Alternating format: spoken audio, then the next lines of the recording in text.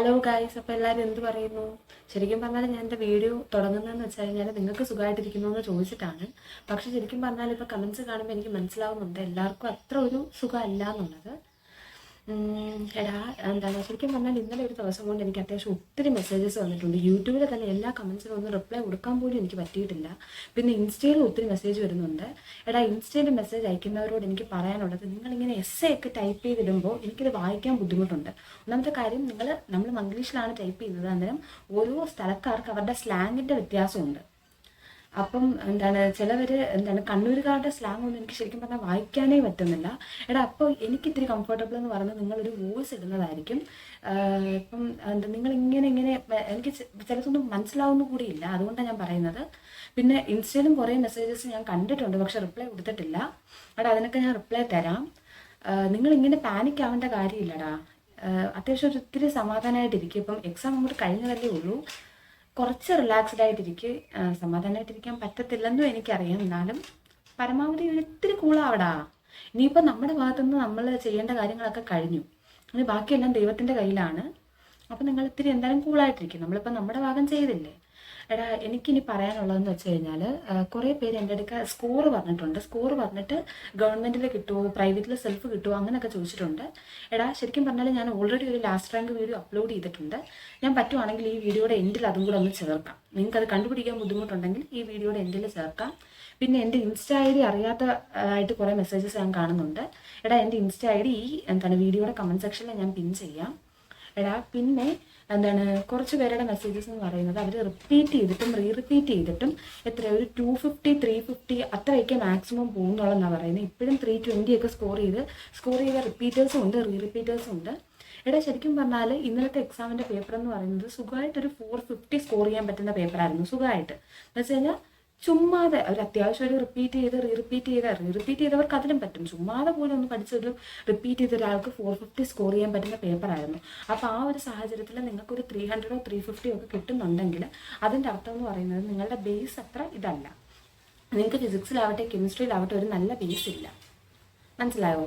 ബയോളജിയുടെ question അത്യാവശ്യം ഒരു easy type questions ആയിരുന്നു. ബോട്ടണി ഉള്ളായിരുന്നു ഒരു ഇത്തിരി ടഫ്. എന്തായാലും ഒരു 330 ഒക്കെ സ്കോർ ചെയ്യാൻ എളുപ്പമുള്ള പേപ്പറായിരുന്നു. അപ്പം നിങ്ങൾക്ക് ശരിക്കും പറഞ്ഞാൽ അത്രയും പോലും കിട്ടിയില്ല എന്നല്ലേ അതിൻ്റെ അർത്ഥം. അപ്പം നിങ്ങൾ ചെയ്യേണ്ടതെന്ന് വെച്ച് കഴിഞ്ഞാൽ, ഇപ്പം ഇനി റിപ്പീറ്റിന് പോയാൽ കിട്ടുമോ ചേച്ചി, ഒന്നും കൂടെ സൂപ്പർ റിപ്പീറ്റിന് പോയാൽ കിട്ടുമോ എന്നൊക്കെ ചോദിച്ചിട്ടുണ്ട്. നിങ്ങൾക്ക് കിട്ടാവുന്നതേ ഉള്ളൂ. പക്ഷേ ഇപ്പം നിങ്ങളുടെ തെറ്റ് മനസ്സിലാക്കുക. നിങ്ങൾക്ക് ഫിസിക്സ് ആവട്ടെ കെമിസ്ട്രി ആവട്ടെ ഒരു നല്ല ബേസ് ഇല്ല.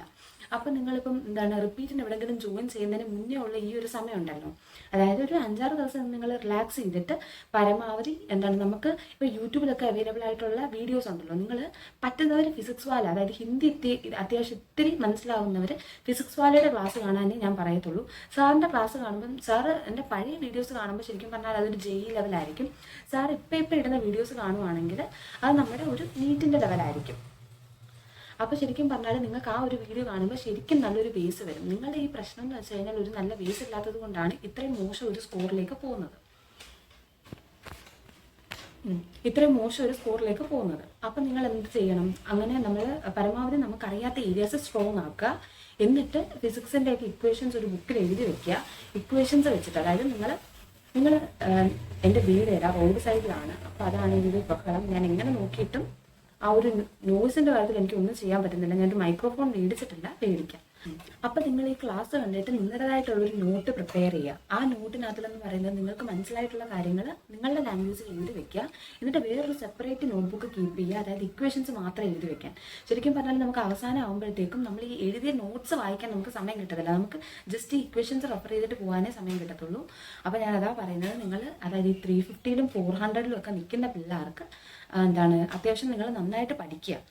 നമ്മൾ സാധാ ഡിസ്ക്രിപ്റ്റീവ് എക്സാം എഴുതുന്ന പോലെയല്ല. ഡിസ്ക്രിപ്റ്റീവ് എക്സാം എഴുതുമ്പോൾ നമുക്ക് അവിടുന്ന് ഇവിടുന്ന് കുറച്ച് കാര്യങ്ങൾ അറിഞ്ഞു കഴിഞ്ഞാൽ എഴുതാൻ പറ്റും. പക്ഷെ ഒബ്ജക്റ്റീവ് ടൈപ്പ് ക്വസ്റ്റ്യൻസ് ആകുമ്പോൾ നമുക്ക് ശരിക്കും എക്സാക്റ്റ് ആയിട്ടുള്ള കാര്യങ്ങൾ അറിയണം. അപ്പോൾ നമ്മൾക്ക് ഇത്തിരി കൂടെ ഒരു ഡെപ്തിൽ നോളജ് വേണം. അപ്പോൾ നിങ്ങൾ അങ്ങനെ ക്ലാസ് കണ്ട് പഠിക്കുക. ബയോളജി നന്നായിട്ട് ടെക്സ്റ്റ് വായിക്കുക. ഇനിയിപ്പം ഇപ്പോൾ ഒരുവിധം റിപ്പീറ്റ് ഓഫ്ലൈൻ ചെയ്തിട്ട് റിപ്പീറ്റ് ഓൺലൈൻ ചെയ്യുന്നതായിരിക്കും ഇവിടെ നല്ലത്.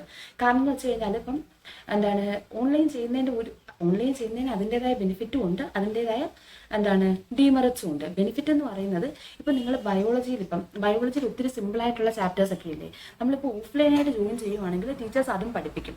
അപ്പം നമുക്ക് 8 മണി മുതൽ 4:30 വരെ ക്ലാസ് ആയിരിക്കും. ഈ 8 മണി മുതൽ 4:30 വരെ ക്ലാസ് കഴിയുമ്പോൾ തന്നെ നമ്മളൊന്ന് സാച്ചുറേറ്റഡ് ആവും. പിന്നെ ഈ പഠിക്കാൻ കുറച്ച് ക്ഷീണമാവും, മടിയാവും, അങ്ങനെ ഒരു സംഭവിക്കാം ഓഫ്ലൈൻ ആണെങ്കിൽ. അതേസമയം ഓൺലൈൻ ആണെങ്കിൽ നമുക്കിപ്പം ഈ സിമ്പിളായിട്ടുള്ള ചാപ്റ്റേഴ്സ് ഒക്കെയാണ് ആ വീക്കെൻഡിൽ എക്സാം വരുന്നതെങ്കിൽ നമുക്കത് വേണമെങ്കിൽ ക്ലാസ് സ്കിപ്പ് ചെയ്തിട്ട് നമുക്ക് തന്നെ പഠിക്കാൻ പറ്റുന്നതാണെങ്കിൽ നമുക്ക് തന്നെ പഠിക്കാം. നമുക്ക് പിന്നെ ക്ലാസ് നമ്മുടേതായിട്ടുള്ള രീതിയിൽ അഡ്ജസ്റ്റ് ചെയ്തിട്ട് പഠിക്കാം. അങ്ങനെയുള്ള ഒത്തിരി പ്രയോജനങ്ങളുണ്ട്, അങ്ങനെയുള്ള കാര്യങ്ങളുണ്ട്. അതായത് 8 to 4 ക്ലാസ് ആ ഒരു ഇത് പരമാവധി ഓൺലൈനായിട്ടുള്ളവർ ഈ ലൈവ് ക്ലാസ് കണ്ടാലും നല്ല രീതിയിൽ ഡൗട്ട് ക്ലിയറൻസ് പറ്റുമെന്ന് എനിക്ക് തോന്നുന്നില്ല. അപ്പോൾ റെക്കോർഡഡ് വീഡിയോ കാണുന്നത് ഇത്തിരി കൂടെ നല്ലതായിരിക്കും. അതാകുമ്പോൾ നിങ്ങൾക്ക് സ്കിപ്പ് ചെയ്തിട്ടൊക്കെ കാണാമല്ലോ. അപ്പോൾ അങ്ങനെ റിപ്പീറ്റേഴ്സ് വീണ്ടും ഒന്നും കൂടെ ചെയ്യാൻ ശ്രമിക്കുന്നുണ്ടെങ്കിൽ ഓൺലൈൻ ഇതിനും കൂടെ ബെറ്റർ ആയിട്ടുള്ള ഓപ്ഷൻ ആയിരിക്കും. കാരണം ഒരുവിധമെങ്കിലൊക്കെ നിങ്ങൾക്ക് കുറച്ചെങ്കിലുമൊക്കെ തിയറി അറിയുമായിരിക്കുമല്ലോ ബയോളജി എങ്കിലുമൊക്കെ. അപ്പോൾ നമുക്ക് അത്രയും സമയം ലാഭിക്കാൻ പറ്റും. പിന്നെ ഹോസ്റ്റല് അതൊക്കെ ഓരോരുത്തരുടെ ചോയ്സാണ്. ബാക്കിയുള്ളവർ പഠിക്കുന്ന കാണുമ്പോൾ നിങ്ങൾക്ക് പഠിക്കാൻ പറ്റുന്നുണ്ടെങ്കിൽ നിങ്ങൾ ഹോസ്റ്റൽ എടുക്കുന്നതായിരിക്കും നല്ലത്. കാരണം ചിലവർ ഓൺലൈനായിട്ട് ഇരുന്ന് ഉഴപ്പാൻ ചാൻസ് ഉണ്ടെന്നൊക്കെ പറയുന്നുണ്ട്. അപ്പോൾ നമുക്ക് നമ്മുടെ പേരിലൊരു വിശ്വാസം ഇല്ലെങ്കിൽ നിങ്ങൾക്ക് എന്താണോ നല്ലത് അത് ചൂസ് ചെയ്യുന്നതായിരിക്കും നല്ലത്. കാരണം ഓഫ്ലൈൻ ആണെങ്കിൽ ഇത്രയും കൂടെ കോൺസെൻട്രേറ്റ് ചെയ്യാൻ പറ്റുമെന്നുണ്ടെങ്കിൽ നിങ്ങൾ ഓഫ്ലൈൻ ചൂസ് ചെയ്യുക. നമുക്ക് എവിടെ ഇരുന്നാലും നമ്മുടെ വീട്ടിലൊരു സാഹചര്യത്തിൽ ഇരുന്നാൽ ഇത്രയും കൂടെ പഠിക്കാൻ പറ്റുമെന്ന് തോന്നുന്നവർ അങ്ങനെ ചെയ്യുക. അപ്പോൾ അത് അത്രേ ഉള്ളൂ. പിന്നെ മാർക്കിൻ്റെ കാര്യം ഞാനത് ചെയ്യാം. പിന്നെ പാർഷ്യൽ ഗ്രൂപ്പിനെ പറ്റി ചോദിച്ചിട്ടുണ്ട്. ശരിക്കും പറഞ്ഞാൽ നമ്മൾ ഇപ്പോൾ ഈ സൂപ്പർ റിപ്പീറ്റേഴ്സ് ഒക്കെ ആണെങ്കിൽ അവരെന്ന് പറയുന്നത് ഇപ്പം തന്നെ അവർക്ക് ഒരു വയ്യാണ്ടായി കാണും. ഇനി വയ്യ എന്നുള്ളൊരവസ്ഥയായിരിക്കും. പക്ഷെ അവർ ആഗ്രഹത്തിൻ്റെ പുറത്ത് ഒന്നും കൂടെ ചെയ്യാൻ ഒരുങ്ങുമായിരിക്കും. അപ്പോൾ ശരിക്കും പറഞ്ഞാൽ നമ്മൾ ഇനി ഒന്നും കൂടെ ചെയ്യുമ്പോൾ വേറൊരു കോഴ്സിന് നിങ്ങൾ ജോയിൻ ചെയ്യാതെ ഒന്നും കൂടെ ചെയ്യുമ്പോൾ നിങ്ങളുടെ ടെൻഷൻ കൂടാൻ വളരെ ചാൻസ് കൂടുതലാണ്. നിങ്ങൾ നല്ല ടെൻസ്ഡ് ആവും. കാരണം വീണ്ടും നമ്മുടെ വയസ്സ് പോകുന്നതിൻ്റെ ഒരു വെപ്രാളം, ബാക്കി നമ്മൾ ഈ പുതുതായിട്ടൊരു കോഴ്സ് ജോയിൻ ചെയ്യുമ്പോൾ നമ്മൾ പേരും താഴേന്ന് തുടങ്ങണം, അങ്ങനെ ഒരു വെപ്രാളമൊക്കെ വരും. അപ്പോൾ ശരിക്കും പറഞ്ഞാൽ സൂപ്പർ റിപ്പീറ്റേഴ്സ് വേറെ ഏതെങ്കിലും ഒരു കോഴ്സിന് ജോയിൻ ചെയ്തിട്ട് അതിൻ്റെ കൂടെ പാർഷ്യൽ ഡ്രോപ്പ് ചെയ്യുന്നത് നല്ലതായിരിക്കും. ശരിക്കും പറഞ്ഞാലുണ്ടല്ലോ നമ്മൾ ഇതിനകത്ത് തന്നെ ഇങ്ങനെ കടിച്ച് തൂങ്ങി നിൽക്കുന്നതുകൊണ്ടാണ് നമുക്ക് മനസ്സങ്ങോട്ട് പൊരുത്തപ്പെടാത്തത്. നമുക്ക് വേറെ ഒന്നും പറ്റത്തില്ല, എനിക്ക് ഡോക്ടർ തന്നെ ആവണം, ആ ഒരു കടുംപിടുത്തം നിങ്ങളെ മനസ്സ് പിടിക്കുന്നതെന്ന് വെച്ച് കഴിഞ്ഞാൽ നിങ്ങൾ ഇവിടെ തന്നെ മുതുങ്ങി നിൽക്കുന്നത് കൊണ്ടാണ്. ശരിക്കും പറഞ്ഞാൽ എനിക്ക് പറയാനുള്ളത്, ഈ ലോകത്തെ ഡോക്ടേഴ്സ് മാത്രം അല്ലല്ലോടാ, എന്തുമാത്രം നല്ല പ്രൊഫഷൻസ് ഉണ്ട്. നിങ്ങൾ ഇങ്ങനെ ഇതേന്ന് പറഞ്ഞിങ്ങനെ നിൽക്കുന്നതുകൊണ്ടാണ് നിങ്ങൾക്ക് മനസ്സിനൊരിത് വരാത്തത്. അപ്പോൾ ശരിക്കും പറഞ്ഞാൽ ഈ സൂപ്പർ റിപ്പീറ്റേഴ്സ് പറ്റുവാണെങ്കിൽ നിങ്ങളൊരു പാർഷ്യൽ ഡ്രോപ്പിന് പോകണം. അതും നല്ലൊരു കോഴ്സ് തന്നെ സെലക്ട് ചെയ്യണം. കാരണം എന്ന് വെച്ച് കഴിഞ്ഞാൽ നല്ലൊരു കോഴ്സ് സെലക്ട് ചെയ്യണം എന്ന് പറയുന്നത് ചിലപ്പോൾ നിങ്ങൾ അതിന് പോയി ജോയിൻ ചെയ്ത് കഴിയുമ്പോൾ നിങ്ങളുടെ മനസ്സ് അതുമായിട്ട് അങ്ങ് പൊരുത്തപ്പെടും. അപ്പോൾ നമ്മൾ ചിലപ്പോൾ ഒരു അത്യാവശ്യം ഒരു മോഡറേറ്റ് കോഴ്സൊക്കെ ആണെങ്കിൽ നമ്മൾ അതിൽ തന്നെ അങ്ങ് പോവേണ്ടി വരും. അപ്പോൾ ഒരു നല്ല കോഴ്സൊക്കെ ആണെങ്കിൽ നിങ്ങളുടെ ലൈഫ് ആ ഒരു രീതിയിൽ സെറ്റിൽ ആവാൻ ചാൻസ് ഉണ്ട്. അപ്പം അങ്ങനെ പിന്നെ റിപ്പീറ്റേഴ്സ് ആണെങ്കിൽ നിങ്ങൾക്ക് പഠിക്കാൻ അതായത് ഏതെങ്കിലും ഒരു സിമ്പിളായിട്ടുള്ള ഒരു കോഴ്സിന് ജോയിൻ ചെയ്തിട്ട് നിങ്ങൾക്ക് പഠിക്കാൻ ഏറ്റവും കൂടുതൽ അവസരം കിട്ടുന്നൊരു കോഴ്സിന് ജോയിൻ ചെയ്യണമെന്നേ ഞാൻ പറയത്തുള്ളൂ. അതാകുമ്പോൾ നിങ്ങൾക്കിപ്പം ഈ പാർഷ്യൽ ഡ്രോപ്പ് ചെയ്യുമ്പോൾ ഏതെങ്കിലും ഒരു നല്ല കോഴ്സ് കിട്ടിയാൽ അങ്ങോട്ട് സ്വിച്ച് ചെയ്യാൻ പറ്റുമല്ലോ. ഞാൻ പറയും ഞാൻ ഇപ്പം ഈ റിപ്പീറ്റർ എന്ന് പറഞ്ഞ് ഉദ്ദേശിച്ചത് 350, 450 ഇടയ്ക്ക് നിൽക്കുന്ന ആളുകളാണ്. അവർക്ക് എന്തായാലും വേറൊരു കോഴ്സിന് അഡ്മിഷൻ കിട്ടത്തില്ല. അപ്പം നിങ്ങൾ പാർഷ്യൽ ഡ്രോപ്പ് ചെയ്ത് കഴിഞ്ഞാൽ ഇത്തിരി കൂടെ പഠിച്ചു കഴിഞ്ഞാൽ ഇതിനെക്കാട്ടില്ല, അതായത് ഇപ്പോൾ ഒന്നും കിട്ടാത്ത സാഹചര്യത്തിൽ നിന്ന് നമുക്ക് ഉയർന്നു വന്ന് ഇപ്പം അഥവാ MBBS കിട്ടിയില്ലെങ്കിൽ അതിൻ്റെ താഴെയുള്ള ഏതെങ്കിലും ഒരു കോഴ്സ് തന്നെ കിട്ടാൻ ചാൻസ് ഉണ്ട്. അപ്പോൾ അത് അത്രേ ഉള്ളൂ. പിന്നെ പാർഷ്യൽ ഡ്രോപ്പ് ചെയ്തപ്പോൾ എൻ്റെ സ്ട്രാറ്റജി, ഞാൻ റെഫർ ചെയ്ത ബുക്സ്, അതിനെപ്പറ്റിയൊക്കെ ഞാനൊരു വീഡിയോ ചെയ്യാം. ശരിക്കും പറഞ്ഞാൽ നമ്മൾ ഈ പല ബുക്ക് റെഫർ ചെയ്ത് പഠിക്കുന്നതിനേക്കാളും നല്ലത് ഈ പ്രീവിയസ് ഇയർ ക്വസ്റ്റ്യൻസിൻ്റെ അത് റിപ്പീറ്റഡ് ആയിട്ട് ചെയ്യുന്നതായിരിക്കും. ഞാൻ നിങ്ങൾക്ക് പ്രിഫർ ചെയ്യുന്നൊരു ബുക്ക് എന്ന് പറയുന്നത് MDGയുടെ പ്രീവിയസ് ഇയർ ക്വസ്റ്റ്യൻസ് ആണ്. അതിലെന്ന് പറയുന്നത് നമ്മുടെ കീമിൻ്റെ, അതായത് കേരളയുടെ മാത്രം ക്വസ്റ്റ്യൻസ് അല്ല, ബാക്കി എല്ലാ സ്റ്റേറ്റിലെയും ക്വസ്റ്റ്യൻസ് ഉണ്ട്. അവരുടെ സ്റ്റേറ്റിൽ നടക്കുന്ന എല്ലാ എൻട്രൻസിൻ്റെയും ക്വസ്റ്റ്യൻസ് ഉണ്ട്. അതൊക്കെ ചില സമയത്ത് വാല്യൂ പോലും മാറ്റാതെ തന്നെ നീറ്റിന് ചോദിക്കാറുണ്ട്. മാത്രമല്ല ആ ഒരു പാറ്റേൺ ആയിരിക്കും മിക്കവാറുള്ള ക്വസ്റ്റ്യൻസ് ഒക്കെ നീറ്റിന് വരുന്നത്. അപ്പോൾ അത് ചെയ്ത് നോക്കുന്നത് നല്ലതായിരിക്കും. അത് ഞാൻ ഇവിടെ ഈ സൈഡിലായിട്ട് കൊടുത്തേക്കാം ആ ബുക്കിൻ്റെ ഡീറ്റെയിൽസ് ഒക്കെ. പിന്നെ എനിക്ക് പറയാനുള്ളത് എടാ, പരമാവധി കൂളായിട്ടിരിക്കും നിങ്ങൾ. ഇനിയിപ്പോൾ നമ്മുടെ ഭാഗത്തു നിന്ന് നമുക്ക് ചെയ്യാനുള്ളതെല്ലാം കഴിഞ്ഞു. ഇനിയിപ്പോൾ നിങ്ങളുടെ സമയം എന്ന് പറയുന്നത് ഇപ്പം നന്നായിട്ട് മാർക്ക് കുറഞ്ഞിരിക്കുന്നവർക്കാണെങ്കിൽ ഒന്നും കൂടെ റീ റിപ്പീറ്റിന് പോകണം അല്ലെങ്കിൽ സൂപ്പർ റിപ്പീറ്റിന് പോകണം എന്നുണ്ടെങ്കിൽ നിങ്ങൾ നിങ്ങളുടെ വീട്ടുകാരെ കൺവിൻസ് ചെയ്യാണ് വേണ്ടത്.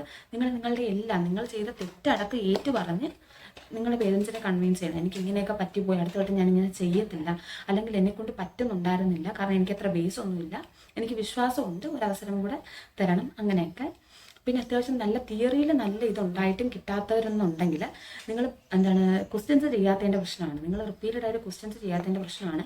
അങ്ങനെയുള്ളവർക്കാണെങ്കിൽ ബ്രില്യൻറ്റിൻ്റെ ടെസ്റ്റ് സീരീസ് മാത്രമായിട്ട് കിട്ടും. അപ്പോൾ അത് റെഫർ ചെയ്തായാലും നിങ്ങൾക്ക് അതാകുമ്പോൾ അത്രയും എമൗണ്ടും ആവത്തില്ല, എന്തോ 3K 4K ആവത്തുള്ളൂ. അത് ഞാൻ ഡീറ്റെയിൽ ആയിട്ട് അന്വേഷിച്ചിട്ട് പറയാം. അപ്പോൾ അതാകുമ്പോൾ നിങ്ങളുടെ രീതിയിൽ പഠിച്ചിട്ട് പഴയ ക്ലാസ്സസ് ഒക്കെ കാണാൻ പറ്റുമല്ലോ.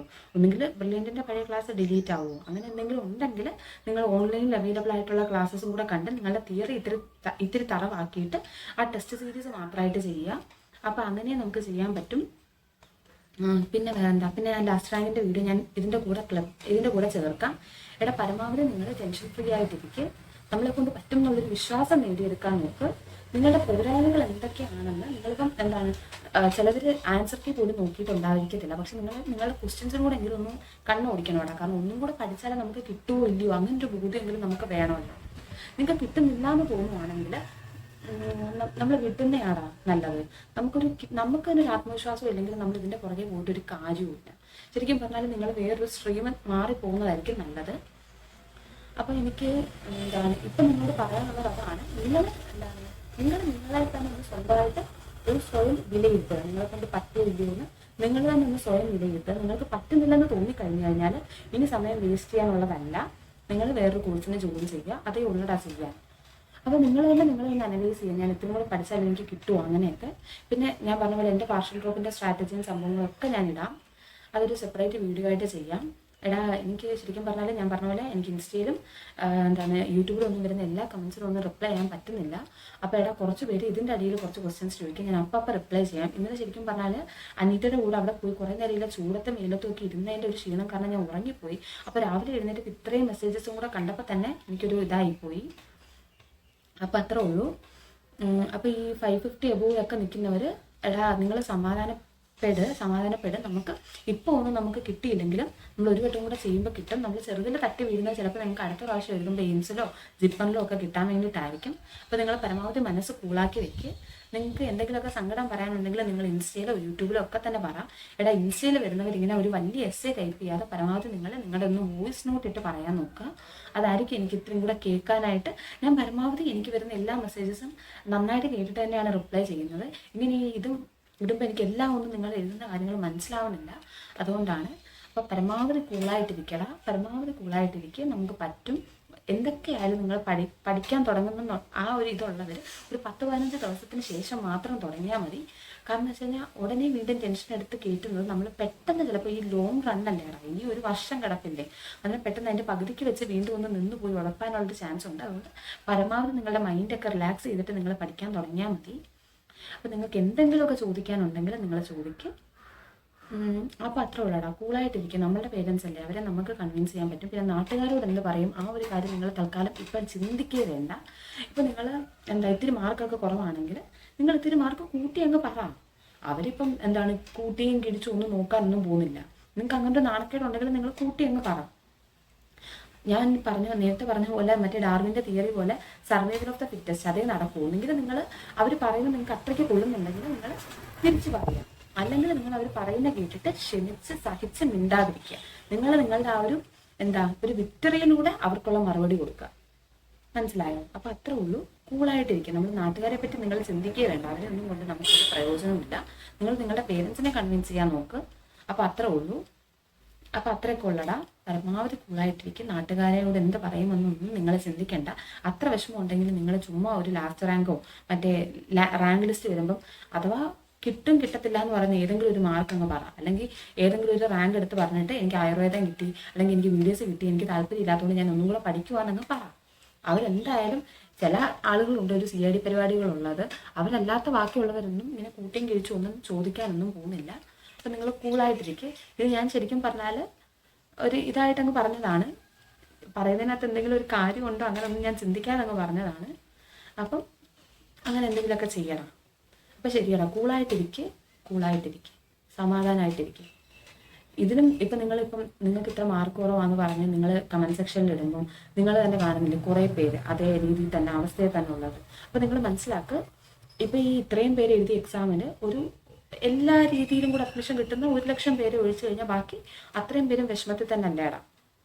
അപ്പോൾ നിങ്ങൾ ഒറ്റയ്ക്കല്ല, അങ്ങനെയെങ്കിലും ഒന്ന് ഓർത്ത് സമാധാനിക്കുക. എനിക്ക് മാത്രമല്ല പറ്റിയത്, അങ്ങനെയെങ്കിലും ഓർത്ത് സമാധാനിക്കുക.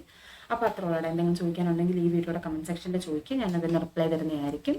അപ്പോൾ ലാസ്റ്റ് റാങ്കിൻ്റെ വീഡിയോ ഞാൻ ഇതിൻ്റെ കൂടെ ഇതിൻ്റെ കൂടെ ഇടുന്നതായിരിക്കും. അപ്പോൾ ശരിയാടാ, ടാറ്റാ.